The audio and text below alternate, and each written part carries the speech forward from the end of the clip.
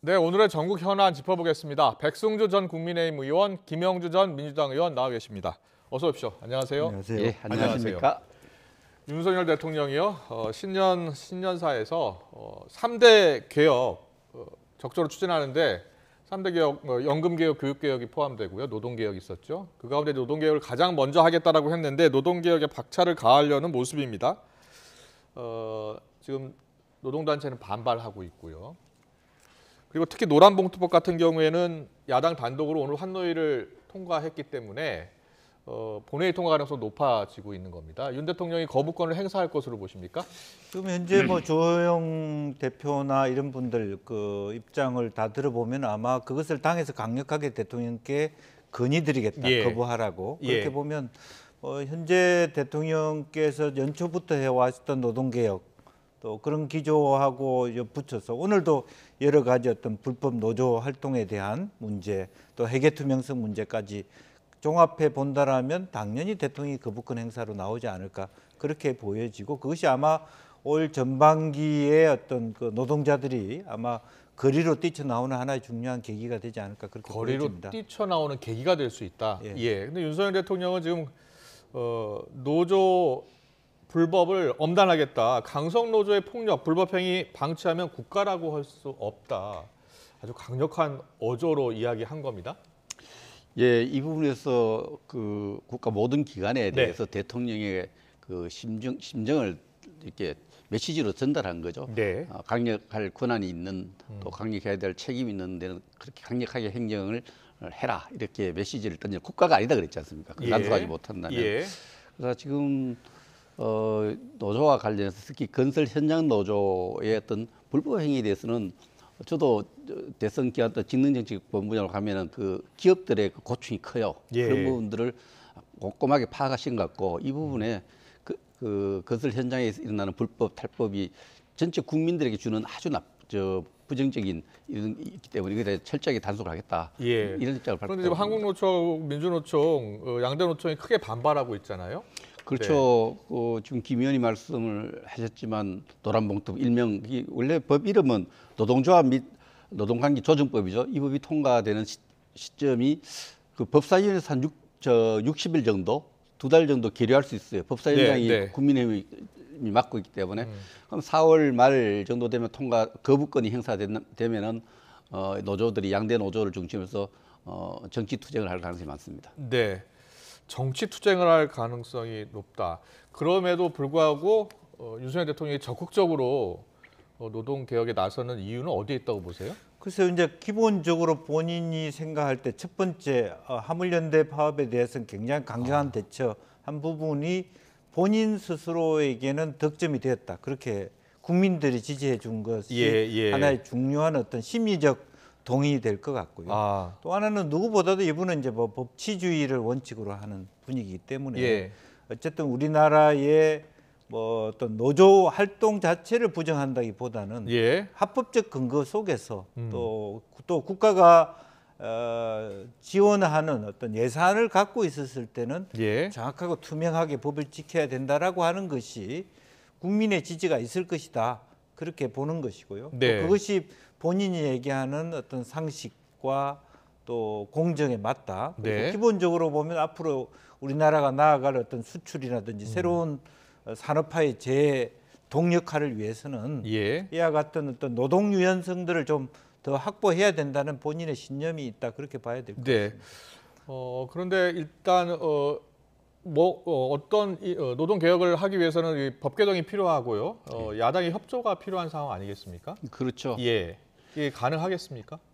지금 노동 개혁을 새로 법을 고쳐서라도 이제 개혁해야 될 부분이 회계 투명한 부분 이런 부분이 있는데 현실적으로는 21대 국회에서는 하기가 좀 힘들다고 봐야죠. 그러나 기존에 있던 법과 여러 가지 그 관행 또 행정 조례 이런 것을 통해서도 지금 노조를 좀 더 특히 회계 투명성 부분은 바로잡을 수 있다 이렇게 봅니다. 회계 국가 예산을 사용하고 있기 때문에 정한 부분에 대해서 감사할 수 있는 권한이기 때문에 이 감사를 통해서 회계 투명성은 바로잡을 수 있다고 생각하고 회계 투명성이 바로잡아지면은 최근에 어떤 MZ 세대를 중심으로 해서 이 노조 예산에 대한 투명성 요구는 거의 노조 내부에서 굉장히 호응하는 부분이기 때문에 바로 네. 없다 봅니다. 네.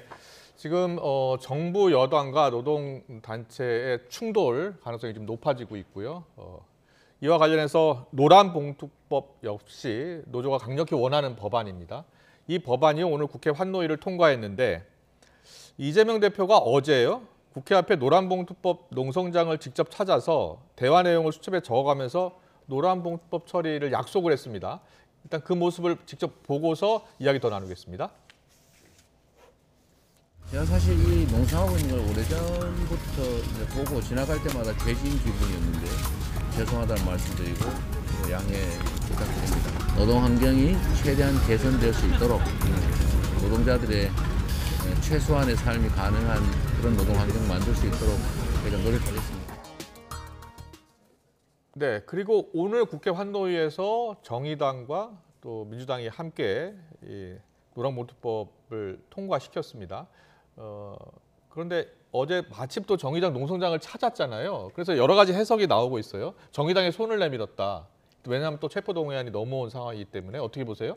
글쎄요, 이제 정의당의 입장은 체포동의안에 동의해 줄 수 없다. 그러니까 민주당의 스탠스가 다른 것이죠. 그러니까 그 정의당의 입장이라고 하는 것은 특권 내려놓기에 있기 때문에 면책 특권 내려놔라. 결과적으로 이재명 대표는 재발로 들어가서 실질 심사를 받으라는 입장이고요. 예. 또 김건희 특검에 대해서도 입장이 좀 다릅니다. 김건희 여사에 대한 부분은 검찰 조사가 먼저 우선시되고 그다음에 특검을 해야 된다. 이런 거리가 있고요. 우리 당의 경우에는 김건희 특검이 먼저고 그다음에 이제 부분적으로 노란봉투법에 대해서는 심정적 동의 뭐 이런 것이었는데 그런 부분의 어떤 그 정의당과 민주당의 틈새, 지난번에 위성정당에서 나타나는 그 틈이 메워지지 않고 있는 그런 부분들이 만에 하나 이번에 이제 27일 날 있을 어떤 이 대표의 어떤 그 가결이냐 부결이냐 하는 선거를 앞두고 있기 때문에 일정 정도 그런 데 대한 부분도 뭐 돼 있지 않을까 싶습니다만 어쨌든 겸사겸사였다고 봅니다. 민주당의 기본적인 입장은 노란봉투법과 거의 그 정서적으로는 같다. 물론 개별적으로 의원들이 반대하는 의원들이 있을 수도 있지만 그럼에도 불구하고 이것은 뭐냐면 노동 기본권을 상당히 옥죄는 법이라는 인식은 민주당 의원들이 갖고 있다 그렇게 봐야 될 것 같습니다. 뭐 여당에서는 이 노란봉투법 대해서 통과를 하면은 지금 뭐 대통령의 거부권 행사 강력히 요구하겠다라고 했잖아요. 파업 천국으로 만드는 법이다 이렇게까지 이야기하더라고요. 실제로 그런 법입니까? 예, 그 노동조합 및 노동관계조정법의 3조에 이제 보면은 이 실온 개정안에 그 지금 한노위를 통한 개정안 핵심은 노조의 책임을 굉장히 완화시키는 거예요. 노조가 불법으로 어떻게 노조를 했을 때 재산상의 손실이 나타나잖아요. 이 손실에 대해서 사용자가 소송을 할 수 있는데 소송의 요건을 굉장히 엄격하게 해서 노조의 책임을 완화시키고 또 그 노조의 권한이 확대되는 거죠. 또 사용자의 범위를 넓혀가지고 그 사용자를 굉장히 입지를 약화시키는 이 법이 노동자에게 유리한 결과적으로는 노동조합에 유리한 노동자라기보다 노동조합에 유리한 입법입니다. 그래서 노조 천국으로 만든다는 이런 주장이 나오는 겁니다. 하지만 노조도 파업의 권리가 있고요. 파업을 하면서 손해배상 청구 소송이라든가 가압류 들어오면 사실은 여러 가지가 위축되는 그런 상황이기 때문에 일단 노조 측의 주장은 이거 노란봉투법 통과해야 된다라는 주장이죠. 근데 조금 더 들어가면 사실은 지난번 이제 결과적으로 이것이 쌍용차 때문에 그런 건데요. 어차피 노동자들이 갚아내기 힘들 정도로 몇십억 정도의 어떤 피해 보상책을 안긴다는 것도 실제로 현실성이 있는가라고 하는 이제 그런 부분에서 조금 더 토론의 여지가 있다 그렇게 보여집니다. 알겠습니다. 근데 이 부분은 노조든 개인이든 어떤 개인 사용자 누구에게 재산상의 손실을 주면은 거기다 책임을 느껴야 되는데 책임을 안 느껴야 되도록 하는 완화한 데 있기 때문에 이 노조 청구를 만들어낼 수 있다는 여당에서는 이제 법의 테두리 안에서 뭐 투쟁을 하라 이런 뜻을 읽히는데요. 자, 어떻게 처리될지 좀 더 지켜보고요. 지금 이 시각 민주당이 지금 의원총회를 엽니다. 아무리 생각해도 이 체포동의안 표결 관련해서 여러 가지 의견이 나올 것 같아요. 뭐 당론으로 부결시켜야 한다는 이야기부터 아니다. 자유투표를 그대로 해야 한다는 의견까지요. 자, 어떻게 모아질 것 같습니까? 그래서 기본적으로는 뭐 부결을 시키되 당론을 정하지는 말자. 이것이 기본선이 아닐까 싶습니다. 예, 한편으로는 어쨌든 시대의 흐름이라고 하는 것은 면책특권이나 불체부특권 이런 부분들을 우리가 너무 원래는 뭐 이재명 대표 입장에서도 스스로도 내려놓겠다고 얘기했는데 네. 그것이 물론 뭐 전제가 다르다, 상황이 다르다고는 하지만 국민이 일반이 보기에는 여전히 특권을 누린다고 볼 수 있기 때문에 예. 그것까지를 가지고 당론으로 하는 것은 과하다. 이런 게 많이 나올 것 같고 이심전심으로 부결될 것이다라는 데 대해서 아마 동의하면서 넘어가지 않을까. 이재명 그렇게 대표 보입니다. 지난 주말 소속 의원 전원에게 텔레그램 메시지를 보낸 것으로 지금 보도가 나오고 있어요. 그러니까 본인 입장에서는 이제는 조금 다급해졌다 이렇게 볼 수 있는 것이고 예. 이제는 뭐 남의 눈치 볼 수 있는 상황이 아니다. 네. 좀 그 대우를 정렬해서 총 단결해야 된다. 이 문제를 극복하자. 예. 이제 이런 부분이고 당 일각에서는 이것이 그 한 개인의 리스크를 당 전체가 이렇게 책임져 가는 것이 굉장히 또 당의 리스크가 커지고 있고 네. 실제로 지금 이제 4월 보궐선거도 있고 실제 기본적으로 보면 3월 달부터는 이재명 대표가 법원 출석을 뭐 주 3회씩 해야 되는 것이 예. 줄줄이 그 국민의힘 전당대회 국면과 전혀 반대로 네. 당의 지지율의 차이가 나타날 수 있다 걱정이 있을 수 있습니다. 그렇군요. 여러 가지 경우의 수를 한번 짚어보겠습니다. 압도적으로 부결이 될 가능성, 그리고 가결이 될 가능성, 그리고 박빙으로 부결될 가능성 여러 가지 가능성들이 있는데요. 어떻게 전망하세요? 예, 의총에서 사실 두 가지가 핵심적으로 관심을 끌고 있는 것이 반대 당론을 정하는까지는 이해가 되고 또 반대된 입장을 모으니까 갈 거예요. 그러나 이 당론대로 그러면 불참하자 전원이 불참하면 아예 그 회의가 성립이 안 되기 때문에 부결되는 거죠. 체포동의안이. 네. 그런 상황까지 볼 수 있는데 아마 그 선거를 앞둔 민주당의 이미지를 위해서는 회의 불참 당론은 좀 힘들 것 같고요. 민주당 의총에서 회의 불참안이 나올 가능성은 낮은 거 아니에요? 그런 예. 것도 논의될 수 있습니다. 제가 볼 때는 예. 당론으로 불참을 정하면 되거든요. 예. 그게 가장 안전하게 부결시키는 방법인데 예. 불안하게 자신이 없을 때는 민주당 예. 지도부가 자신이 없을 때는 그런 극단적인 선택까지 할 수 있죠. 그러나 지금 상황을 봐서는 이심저심 체크를 해보고 자신감을 가진다면은 자유투표로 해서 뭐 당론의 의견을 모아서 아슬아슬하게 부결시키지 않겠나 저는 그렇게 예상을 해봅니다. 그렇군요. 아예 불참을 하면 그게 과반 출석이 안 되기 때문에 그렇군요. 예. 그러니까 이제 불참한 수는 정말로 여당으로 하여금 공격의 그 고삐를 제기하는 거죠. 아. 뭐가 두려워서 그 당이 전체적으로 숨냐, 음. 피한다는 느낌이잖아요. 예. 어쨌든 지금 현재는 오히려 당 내에서도 당당히 이런 건성동원처럼 그런 어떤 면책특권에 숨지 않고 스스로 걸어 들어가서 실제로 그 실질 심사를 받으라 하는 목소리도 있을 수 있기 때문에 예. 그 수까지 가지는 않을 것 같습니다. 네, 알겠습니다. 그런데 오늘 유시민 전 이사장 아시죠? 윤석열 대통령이 이재명 대표에 대한 구속영장 청구 지시를 했다. 이런 주장을 폈습니다. 그 주장에 대한 생각은 어떠세요? 글쎄요, 뭐 그것은 뭐 어떤 근거를 갖고 얘기하시는 것이 아니고 심정적인 부분이잖아요. 그것을 제가 가지고 뭐 했을 것이다, 예. 안 했을 것이다 그렇게 언급하는 건 적절하지는 않을 것 같아요. 예. 홍준표 대구시장이 유시민 특유의 상상력이다라고 비판을 했습니다. 유시민 전 이사장이 가끔 인터뷰 과정에서 이런 이야기를 하잖아요. 예. 뭐 충분히 뭐 예를 들면 우리 현 대통령 정도는 그 스타일이라면 성격이라면 예. 충분히 그런 것도 서슴지 않을 것이다 이런 상상력을 하게 하는 얘기인 것이고 예. 다만 이제 그 전에도 결국에는 뭐 한동훈 장관과 관련된 설화도 있었지 않습니까? 네. 그래서 그런 부분을 가지고 우리가 뭐 논의하고 흥분하고 뭐 동의하고 그렇게 가야 될 일은 아닌 것 같습니다. 알겠습니다. 국민의힘으로 넘어갈까요? 국민의힘 3월 8일 전당대회 당권 주자들이요. 생방송 TV 토론에서 맞붙었는데 당대표 선거전이 네거티브 선거전으로 치닫고 있습니다. 후보들 충청 합동 연설회를 진행했었는데 어떤 내용이 있었는지 듣고 오겠습니다.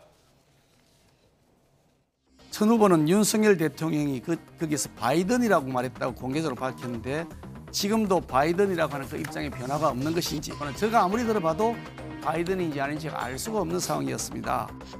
저희 여당의 당대표가 되겠다라고 하는 사람이 이거는 저희가 대통령은 결코 오류가 있을 수 없기 때문에 날리면이라고 끝까지 가야 된다라고 과도하게 충성 경쟁을 하는 모습을 보인다면은 우리가 어떻게 그런 개혁의 동력들을 만들어갈 수 있을 것인가 저는 그 점.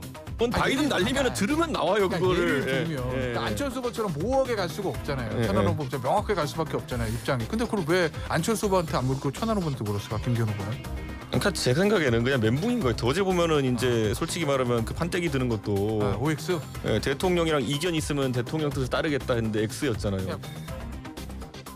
네, 어제 2차 TV 토론 내용이었는데요. 윤석열 대통령의 지난해 뉴욕 방문 때 나왔던 발언 논란이 됐었잖아요.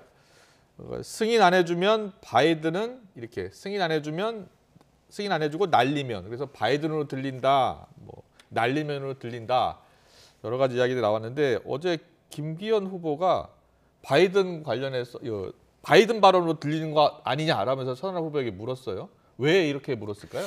글쎄요, 기본적으로는 다시 확인한 거죠. 예. 전하람 후보가. 저는 전하람 후보 참 좋은 후보라고 생각하는데 왜 저런 발언을 서슴지 않고 스스로 했는지. 예. 그리고 이준석 전 대표하고 관계가 물론 뭐 같이 어울린다는 건 좋은데 계속 일치화시키는지 저는 이해할 수 없고요. 그것이 과연 그것이 뭐는 뭐 더 젊고 깨끗한 정치인 뭐 그런 이미지를 가질 수 있지만 국민의힘 당원들이 좋아하는 얘기일까요? 대통령실이나 국민의힘에서는 날리면이라는 게 맞다라는 주장이잖아요. 예. 그러니까 굳이 그런 애매한 부분 여전히 국민 전체와 당원들이 곤혹스러워할 의제를 본인 스스로가 자처하고 나오는 게 저는 후보로서 이해할 수 없고 네.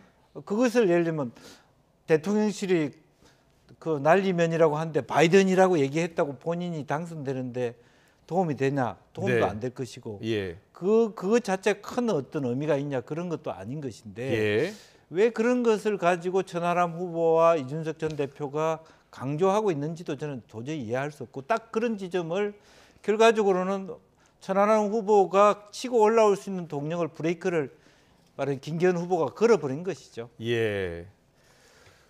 이거 왜 바이든 날리면 왜 또 나왔을까요? 예. 김 의원님 잘 말씀하셨는데 네. 김기현 후보 입장에서는 선거 전략상 그 국민의힘 책임 당원의 입장과 여러 가지 생각을 좀 고려한 것이죠. 국민의힘 지지층에 예. 호소하는 거군요. 예. 국민의힘 지지층도 책임 당원 측에서는 날리면으로 많이 이해를 하고 있다고 전제를 하고 예. 거기에 해서 천하람 후보와 김기현 후보의 차별화를 만들어냈다 이렇게 생각을 합니다. 예. 그래서 윤석열 정부의 성공을 위해서 소통할 수 있고 뒷받침할 수 있는 사람은 김기현이다. 이 메시지를 갖고 먼저 제기를 김기현 후보가 했어요. 예, 맞습니다. 그래서 했기 때문에 예. 철저하게 이 정치적으로 이 책임 당원을 고려한 네. 입장이었다 이렇게 봅니다. 책임당원이 어떻게 움직일지 문제 제기였다 또 이렇게. 당원 투표에 어떤 영향을 미칠지 좀 지켜보겠는데 김기현 후보 같은 경우에는 지금 KTX 울산역 땅 시세 차익 의혹이요. 예. 관련해서 뭐 정치 생명을 걸겠다라고 강하게 지금 반발하고 있는 상황입니다. 그런데 계속 다른 후보들은 이 문제를 제기하고 있고요. 자, 글쎄요. 예. 근데 뭐 실제적으로 크게 이게 아주 참 김기현 후보를 어렵게 만들 의제라고 생각하는데 들어보니까 네. 일부 언론을 통해서도 드러났습니다만은 아직 미제의 과정 그렇습니까? 중에 있는 부분이에요. 예. 그렇기 때문에 이준석 대표조차도 이건 문제가 안 된다. 그렇게 클리어를 해준 사안이거든요. 네. 다만 저는 왜 그 맹지를 샀는지는 이해가 안 돼요. 네. 그러나 지금 이 현재 상황에서 말하자면 그 과도하게 일부러 가게 만들어서 팔아먹었다. 예. 그건 문제가 되죠. 네. 근데 거기까지 안 간 과정이 있고 그렇게까지 가려면 시간이 꽤 걸리는 문제다라는 부분이기 때문에 그런 것을 가지고 아무리 뭐 정치적인 공세라고 하더라도 그것이 김기현 후보의 당락을 좌우할 만한 의제는 되지 못할 것 같다는 느낌입니다. 알겠습니다. 자, 당권 주자들은 내년 총선에서 승리하기 위해서는 서로 다 자신이 돼야 한다라고 이야기하고 있는데 서로 이제 공격하는 포인트가요. 김기현 후보 같은 경우에는 안철수 의원이 당대표가 되면 밀실 낙하산 공천할 것이다라고 이야기하고 있고 안철수 후보는 김기현 후보가 되면 말로만 상향식 공천을 할 것이다라고 이야기하고 있습니다. 자, 지금 공천이 또 핫 이슈예요. 네. 네.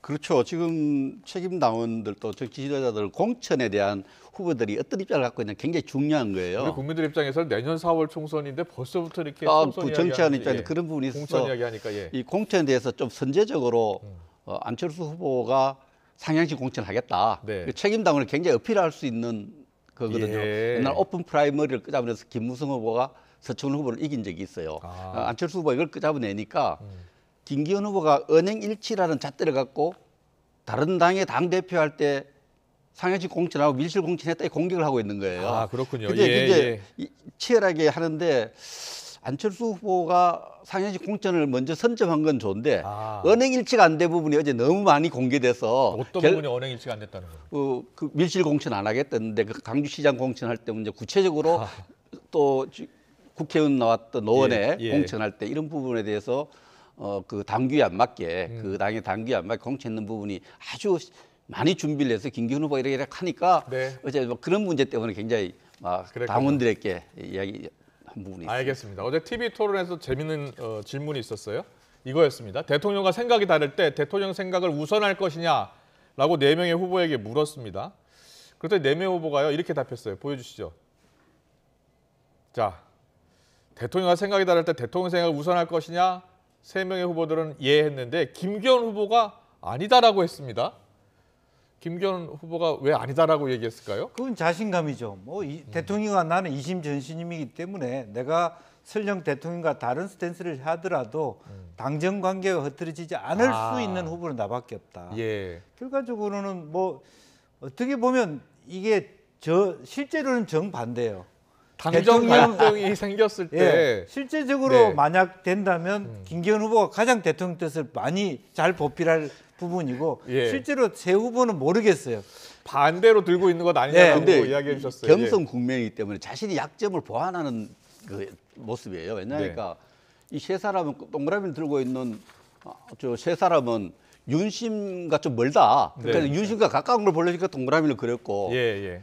특히 김기현 후보는 뚝심이 좀 없는 거 아니냐. 하자는 네. 대로 하는 거 아니냐. 이러니까 뚝심이 있다는 걸 보여주려니까 뚝심의 엑스표예요. 그래서 경선 국면에서 경선을 고려해서 자신의 약점을 보완한 시그널을 보낸 거예요. 네, 윤석열 대통령이 저 크게 TV 뭐 토론에서 의미를 저 둘 필요는 질문에 대한 답을 보면 어떤 생각을 할지 궁금합니다. 마지막 질문 드릴게요. 심평 변호사요. 윤석열 대통령의 멘토로 알려졌죠. 심평 변호사가 오늘 라디오 인터뷰를 했는데요. 정계 개편 이야기를 또 했어요. 내일 바로 정계 개편이 이루어진다고 해도 조금 더 이상하지 않은 구조다라는 이야기를 했어요. 왜 이 발언을 했다고 보십니까? 김기현 후보의 후원회장 하다가 또 내려놨죠. 네. 예. 사실은 정계 개편 가능성이 있죠. 또 그런 의미에서 지금 현재 전당대회에 대한 대통령실의 입장과 스탠스, 예를 들면 경악 나경원이나 뭐 이렇게 찍어내기를 한다는 것은 네. 상당히 현재의 김기현 대표를 중심으로 당내의 윤 대통령 중심의 어떤 구도가 그대로 적용되지 않으면 다른 수를 쓰더라도 말하자면 친윤 정당 만들겠다. 네. 친윤 정당이 지금 이번에 만들어지지 않는다면 판을 깨서라도 하겠다라고 하는 의중이 저는 있다고 심평 보여지고요. 변호사는 김기현 후보 후원회장을 지냈기 때문에 김기현 후보가 당선되기를 바라는 분 아니겠습니까? 네, 그러니까 예. 두 가지죠. 어쨌든 지금 현재 구도, 김기현으로 당선시켜달라는 구도를 당원들이나 다른 의원들이 따라오지 않을 경우에 우리가 방을 뺄 수 있다라고 하는 어찌 보면 뭐 협박 아닌 협박을 한다. 혹은 예. 실제로 그런 진심도 저는 있다고 보여집니다. 이 라디오 인터뷰 때 사회자가 뭐 윤석열 대통령과 관계를 물었더니 나는 멘토가 아니라고 하는데 윤석열 대통령은 자신의 글을 항상 보고 다른 사람들에게 전달을 한다. 또 이런 인터뷰를 했어요. 제가 저 심평 변호사의 여러 가지 경력을 좀 하게 돼 보니까 예. 정치에 굉장히 관심이 많은 분이에요.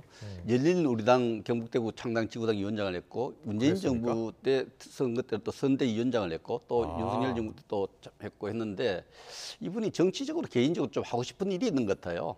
그게 이 우리 현 정부의 어떤 뭐 여러 가지 권력 핵심층과 네. 당 핵심층과 의논했던 이런 주장이 아니라 자신의 구상, 자기네 어떤 정치적 개편이 되면 자기도 어떤 일정한 역할을 하고 싶은 어떤 그런 것이 희망이 담겨진 내용이 아닐까 이런 생각. 여야 모두 취약한 구조다. 그래서 정계 개편 가능성이 있다라는. 객관적으로는 있습니다. 지금 민주당도 지금 예, 그 분석에 당 대해서는 대표가 좀 어떻게 될지 모르지만은 또 분열의 가능성이 있고 네. 또 지금 여러 가지 우리 여권에서도 예. 그런 또 다른 세력이 또 총선에 임할 수 있기 때문에 그런 가능성이 있지만은 심평 의원이 이야기하는 건 제가 좀 이해가 이 국면에서 네. 전남대가 진행되는데 자꾸 정계 정계 개편이 이야기하는 주는데 게. 본인 정치하고 싶은 거 아닌가 이 생각이 좀 들어요. 네, 알겠습니다.